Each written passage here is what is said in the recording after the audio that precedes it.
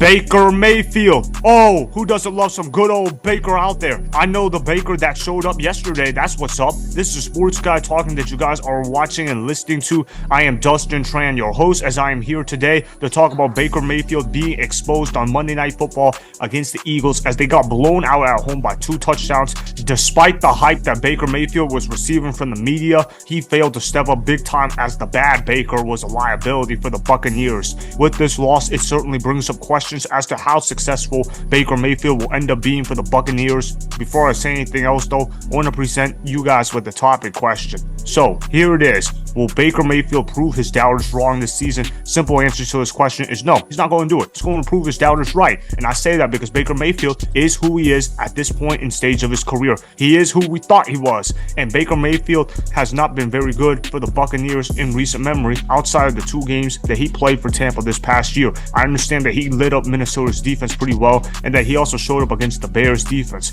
But when it came time for him to play against an actual defense, what happened? He got exposed on Monday Night Football. That's what's up. Baker Mayfield did not play well whatsoever. Baker Mayfield only completed 60% of his passes. He threw for less than 150 yards. Yeah, he threw a touchdown garbage time. And then he also took 2 sacks as well. He also threw an interception. Baker Mayfield was horrible. On Monday night, he was under duress a lot. He created a lot of pressures on himself. He made a lot of mistakes. He did a terrible job pushing the ball down the field. It's not like Baker Mayfield was actually playing all that well to begin with the Buccaneers. And I heard some people say, oh, Baker Mayfield, he's been looking pretty good for the Buccaneers this season. Look at him. It looks like his career has turned around. Look at what finally happens when you give him an all-pro team worth of Mike Evans, Chris Godwin, and a defense that was pretty good for them just a couple of years ago. And I was saying, who cares? You know why I said who cares? Because he was going up against horrible football teams. Now, obviously, Baker Mayfield, he can't control who he goes up against each and every week. He can only control the opponents that are in front of him. But context absolutely matters. That's why you can't just throw statistics onto the wall and then repeat them and regurgitate them all day long, because context absolutely matters. And in this case for Baker Mayfield, he got to go up against the Minnesota Vikings, who are one of the worst defenses in all of football.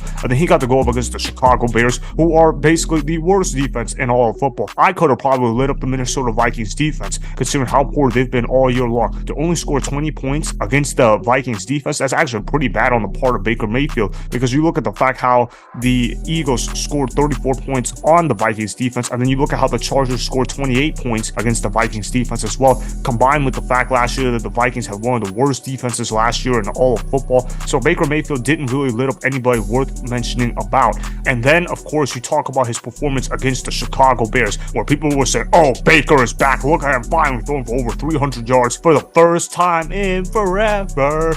And Baker Mayfield was saying, oh yeah, I'm back, baby. Look at me. I'm back to playing my style of football and how I'm a star in the making. No, sir, anybody could gas up the Chicago Bears defense. I'll say this right now. I bet you Russell Wilson next week against the Bears defense is going to start looking like Russell Wilson of the old days, where Russell Wilson is going to gas him up big time, because everybody gasses up the Chicago Bears defense. There's a reason why the Chicago Bears have allowed 25 or more points in at least 13 games in their last 13 games. In other words, the Chicago Bears defense has essentially been laying down the field whenever they are on the football field, because the Chicago Bears have essentially quit on their head coach and Matt Eberflus. He has been a horrible coach for the Chicago Bears. He's supposed to be a defensive-minded coach, but the Chicago Bears defense has been absolutely horrible.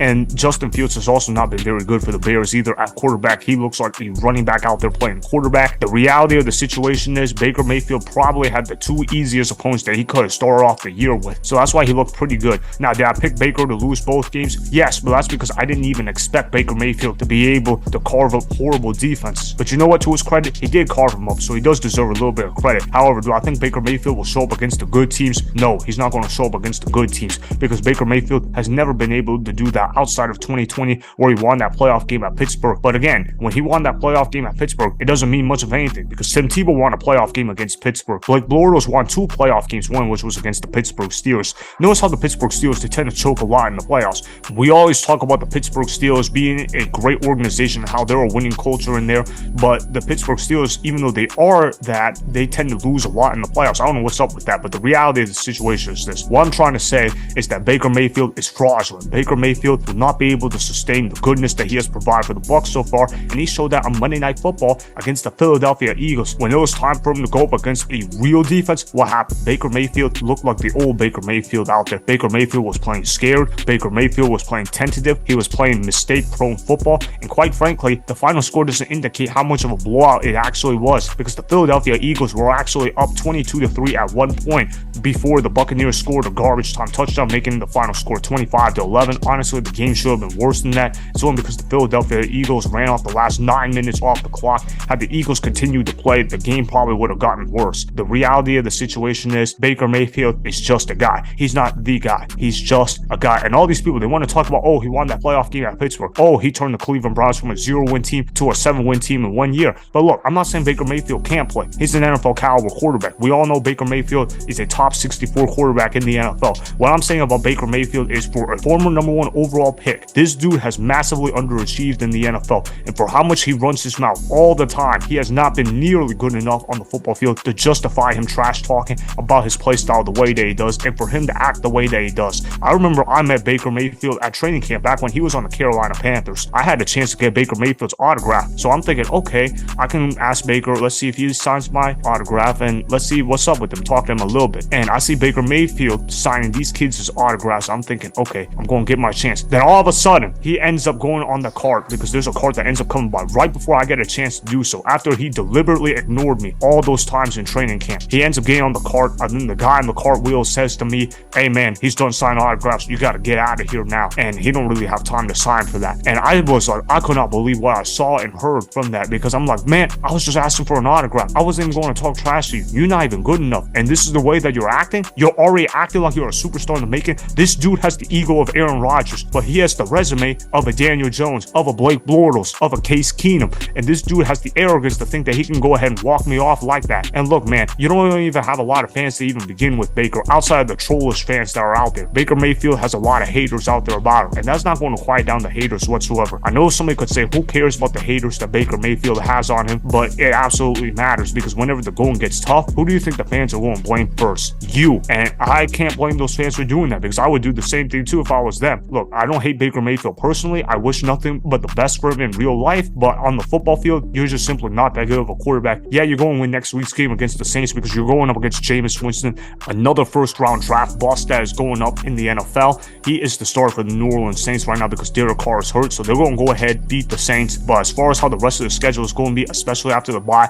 I could see the Tampa Bay Buccaneers getting on a massive losing streak. I could see the Buccaneers benching Baker Mayfield sooner rather than later. I would expect Kyle Trask to be in the starting lineup by November, because I'm looking at their schedule right now. Yeah, they're going to beat New Orleans and get to 3-1, but then they got the bye week, and then they got Detroit, they got Atlanta, they got Buffalo, they got Houston. I got all of those games being losses. The next winnable game afterwards is probably going to be in week 10 against the Tennessee Titans, and even that's not necessarily a given. And then of course they got the San Francisco 49ers right afterwards. So I expect Baker Mayfield to go on a massive losing streak for the Tampa Bay Buccaneers, and I expect him to get exposed just like he did on that Monday night game. Baker Mayfield is not back to playing high caliber football. Baker Mayfield is back to being garbage. Baker Mayfield got exposed on Monday Night Football. There is no question about that, and that Baker Mayfield is still not that good of a quarterback. He is not on pace to win Comeback Player of the Year. That title looks like it's going to belong to Tua Tagovailoa with the way that he's been playing for the Miami Dolphins. He's been playing really good, coming off of 3 concussions that he suffered last year. Let's see if Tua stays healthy. But as for how Baker Mayfield looks, man, Baker Mayfield is still fraudulent. He's still the same player as he was in Cleveland. He's still the same player that he was in Carolina, and he's still the same player that he was from the LA Rams. He only looks a little bit better now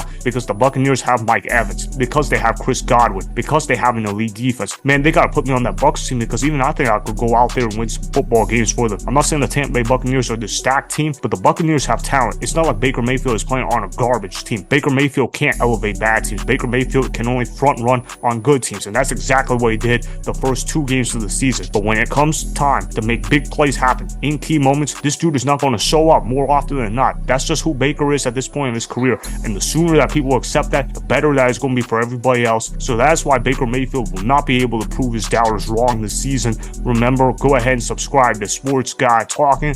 like the video, and please comment down below. If you guys do that, I may shout you guys out in my Instagram story every Monday. That will be for the @Dustin Tran Instagram account. Make sure to follow me on Instagram @Dustin Tran and Sports Guy Talking.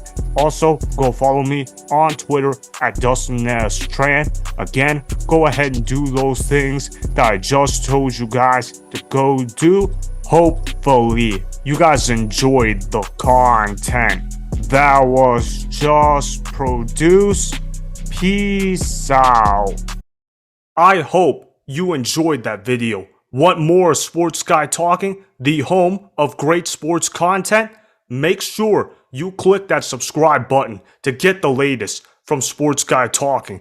Go ahead and like the video, comment down below, check the description box on the video in order to follow my Instagram and Twitter. Also, be sure to check out more of the best clips from the YouTube channel, Sports Guy Talking.